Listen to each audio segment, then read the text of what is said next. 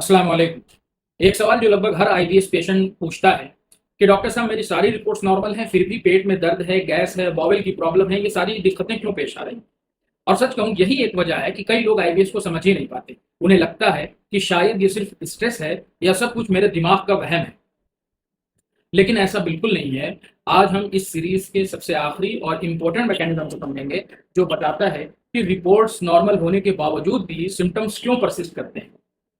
दोस्तों, आपने अगर मेरी इस सीरीज की प्रीवियस वीडियोस देखी हैं तो आपको याद होगा कि सबसे पहले हमने ये समझा था कि ब्रेन और गट के बीच कम्युनिकेशन डिस्टर्ब हो जाता है, जिसको हम गट ब्रेन एक्सिस डिस्फंक्शन कहते हैं। फिर हमने ये समझा कि नॉर्मल गैस भी सीवियर पेन का सबब क्यों बनती है, जिसको विसरल हाइपर सेंसिटिविटी कहते हैं। उसके बाद हमने ये जाना कि कभी कॉन्स्टिपेशन और कभी डायरिया क्यों होता है, इसको अल्टर्ड गट मोटिलिटी के नाम से जानते हैं। और पिछले एपिसोड में हमने ये समझा कि गट के अच्छे बैक्टीरिया का बैलेंस बिगड़ने से सिम्टम्स और भी बढ़ सकते हैं, जिसको गट माइक्रोबायोटा डिस्बायोसिस कहते हैं। लेकिन एक सवाल अब भी बाकी था, आखिर रिपोर्ट्स नॉर्मल होने के बावजूद तकलीफ क्यों रहती है? तो उसकी वजह है कि कुछ केसेस में लो ग्रेड इन्फ्लामेशन भी देखा गया है। इन्फ्लेमेशन या सूजन सुनते हैं तो हमें लगता है कि इंटेस्टाइन में कोई बहुत ज्यादा इन्फेक्शन या स्वेलिंग होगी, लेकिन आईबीएस में मामला थोड़ा मुख्तलिफ होता है। रिसर्च के मुताबिक कुछ आईबीएस पेशेंट में इंटेस्टाइन की लाइनिंग में बहुत हल्की सी इम्यून एक्टिविटी पाई गई है, इतनी हल्की कि रूटीन ब्लड टेस्ट, अल्ट्रासाउंड या एंडोस्कोपी में हमेशा वो नजर ही नहीं आती। इसीलिए इसको लो ग्रेड इन्फ्लेमेशन, यानी इन्फ्लेमेशन इतनी कम होती है कि रिपोर्ट्स नॉर्मल आ सकती हैं, लेकिन उतनी होती है कि नर्व्स और इंटेस्टाइन की फंक्शनिंग को ऑल्टर कर सके। अब हम समझते हैं इम्यून एक्टिवेशन का रोल क्या है। अब सोचिए, हमारा इम्यून सिस्टम एक सिक्योरिटी गार्ड की तरह है। जब उसे लगता है कि कोई प्रॉब्लम है, कोई खतरा है, तो वो कुछ केमिकल मैसेंजर रिलीज करता है।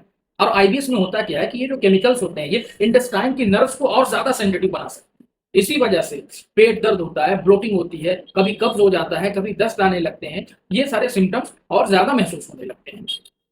यानी कि आईबीएस में सिर्फ एक मैकेनिज्म काम नहीं करता, बल्कि गट ब्रेन एक्सिस, गट मोटिलिटी, माइक्रोबायोटा डिस्बायोसिस और इम्यून सिस्टम, ये सारे के सारे सब मिलकर सिम्टम्स पैदा करते हैं। इसीलिए हर पेशेंट का आईबीएस मुख्तलिफ होता है।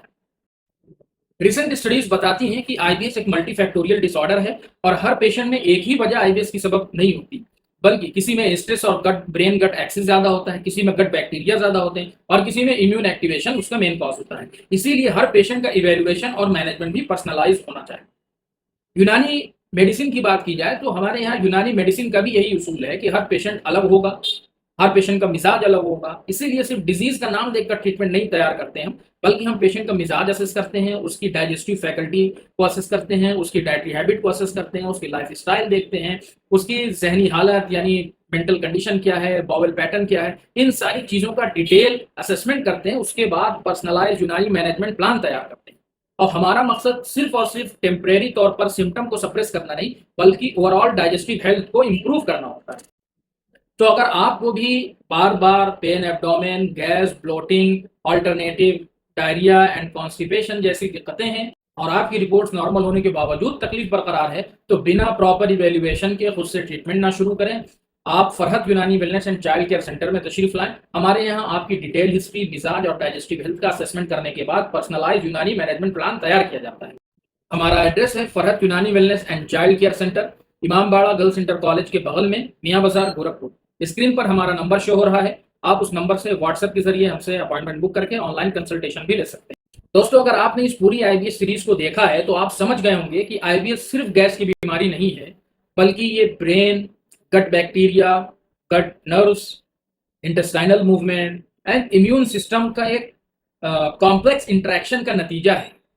इसीलिए आईबीएस का मैनेजमेंट भी हर पेशेंट के लिए अलग होता है। अगर ये पूरी सीरीज आपको इन्फॉर्मेटिव लगी हो तो इसे अपने दोस्तों और फैमिली के साथ जरूर शेयर करें।